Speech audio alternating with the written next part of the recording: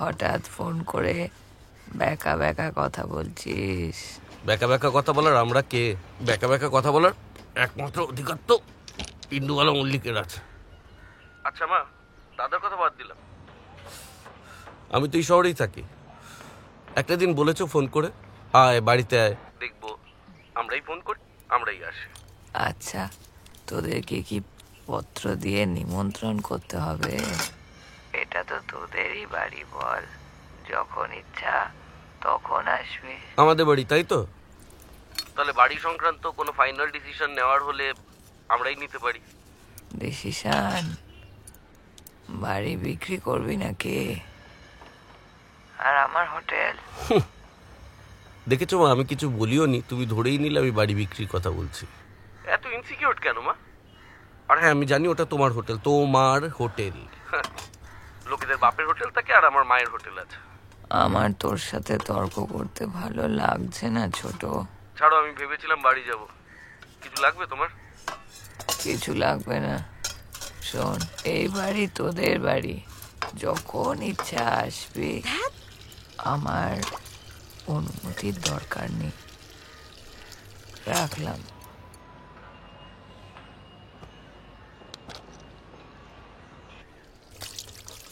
এই, দেখতে পাচ্ছ না এখানে বাসনগুলো রেখেছি? চোখে কি নাবা হয়েছে? রাখ না। ছাতার মাথা, যত রাজ্যের জ্বালা। এই যে তোমার খাওয়া হয়ে গেছে তো? যাও যাও, এবার বিদায় হতো। বলছি মা, রোজ রোজ যদি এদের বিউলির ডালার পোস্ত খাওয়াও না, হোটেল লাটে উঠবে। আগেকার দিন আর নেই। তাহলে কাল সকাল থেকে আলাদা রান্না বসা, রেশনের চাল ফোটা, আর মেনুতে লিখে দে বিক্রির মেনু।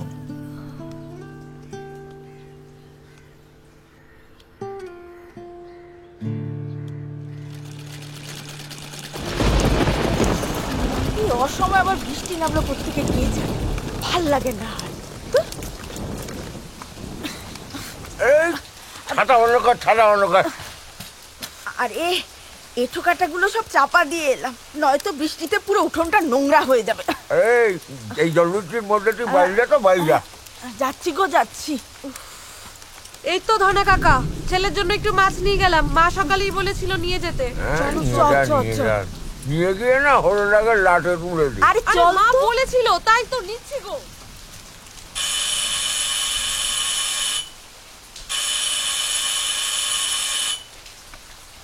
এত রাতে আবার কে বের হয়ে গেল?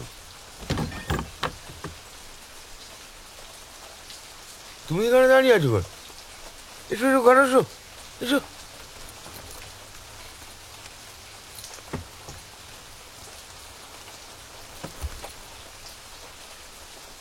তোমার তো পরশু দিন ফেরার কথা, এত রাতে এই বৃষ্টির মধ্যে।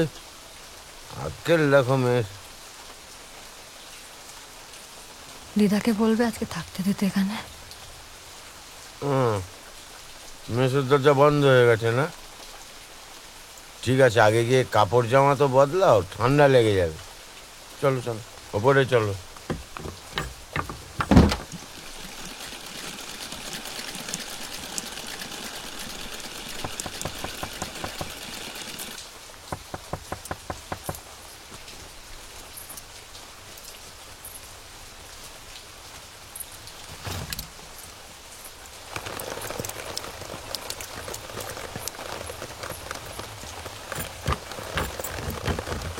গোবিন্দদা, আপনি এত রাতে? আপনি একবার চলুন বৌদি, রতনদা কেমন একটা করছে। কি কইতেছেন? কি হয়েছে? আপনি গিয়ে নিয়ে আসুন, ও পাড়ায় ডাক্তার আসে না। কোন পাড়ায়?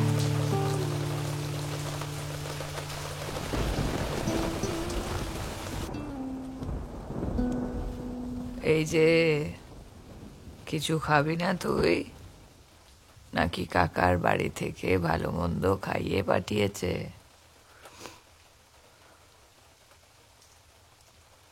কি ব্যাপার হলো?